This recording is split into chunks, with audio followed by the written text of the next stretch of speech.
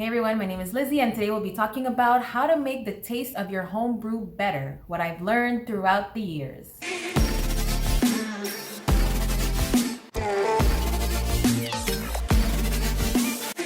Number one is the stronger alcohol does not mean that it's better tasting alcohol. And I mean this to say that when you add too much sugar into your home brew, the yeast can be stressed, and stressed yeast leads to off flavors. So this is not necessarily a good thing when you add too much sugar. And the flavors won't necessarily blend well together. So let me give you an example. I've made a few batches and I made my friends try batch 1 and batch 2 and they tasted almost the same. The only difference was that in one batch it was a little stronger and the other batch had less alcohol, and the reason why is that one batch I used white sugar and the other batch I used brown sugar.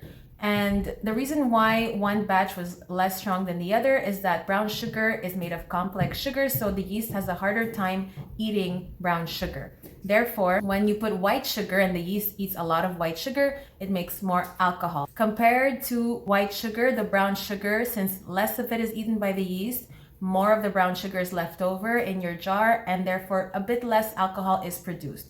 Although in both cases, since there's sugar present in white and in brown sugar batches, the yeast eats the available sugar that's there to the yeast. Therefore, you can put exactly the same amount of brown sugar, let's say 500 grams of brown sugar, 500 grams of white sugar, and still have a different percentage of alcohol depending on how the yeast performs. So going back to my anecdote, I made my friends try batch 1 and batch 2 and they preferred the batch with less alcohol.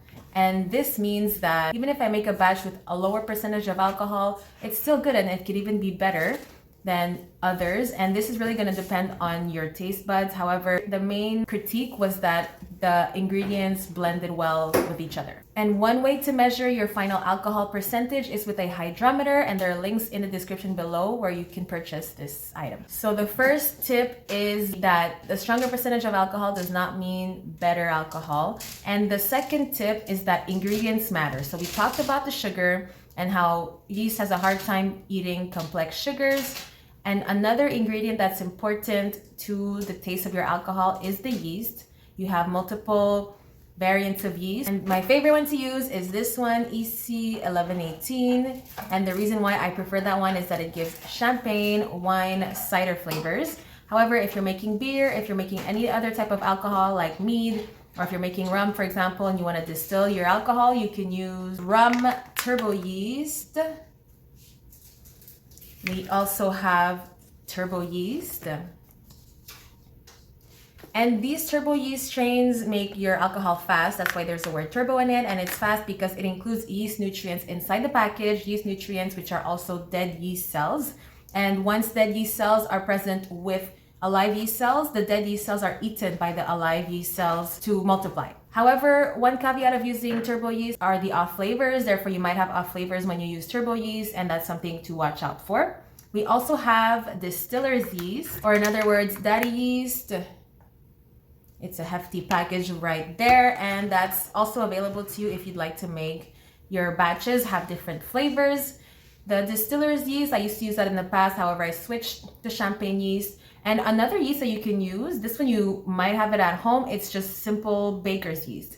Therefore, if you've baked cakes in the past or if you made desserts, you might have this in your pantry and you can use this to make your alcohol. It's just that it won't taste the same as using other types of yeast because of the yeast strain. And every yeast strain affects the taste of your alcohol. So that was the yeast. And going back to the sugar real quick, I usually use brown sugar. I prefer the taste of my homebrew when I use brown sugar. However, brown sugar is a mix of white sugar and molasses. So the trick is to find the exact recipe by mixing enough white sugar with enough molasses to come up with the equivalent of your brown sugar. And for exact recipes, book a class. The link is in the description below and will tell you exactly the recipe to use to have delicious tasting alcohol. Now, a third ingredient that affects your alcohol is the liquid that you use. However, I must admit that the yeast and the type of sugar do affect it much more. So I use water. I use tap water actually, and where I'm from, the tap water has a little chlorine to clean it.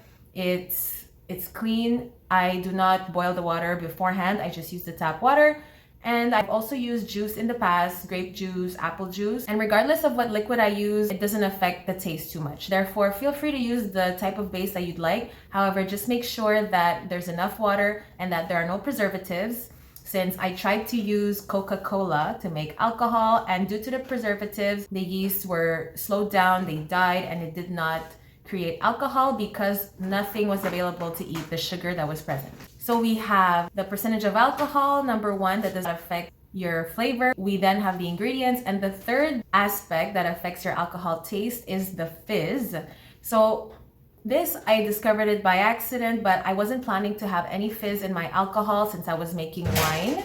And wine does not have fizz, it's more if you want to make cider or beer. And how I tasted fizz in my wine was that I tasted it before it was done. So it was still in the fermenting jar, therefore there was still yeast at the bottom of the jar and sugar roaming around, and the CO2 was going up and down in the jar, and you saw the airlock bubbling. And I just wanted to take a sip.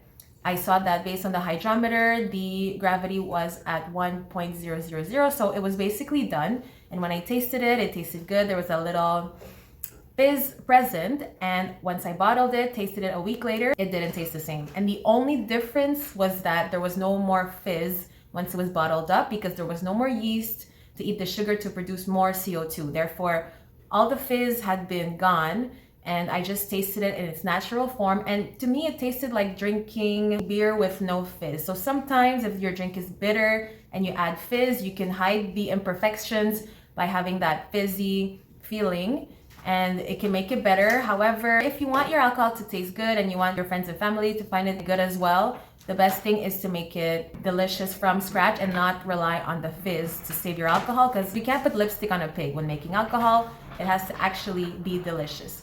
And for tips and tricks to add fizz into your alcohol, I've made a video and you can watch it here.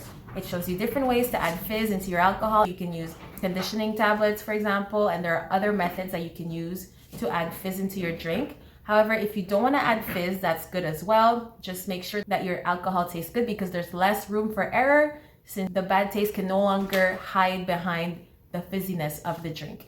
And if you found this video valuable, share with a friend. Don't forget to like and subscribe. I'll see you in the next one.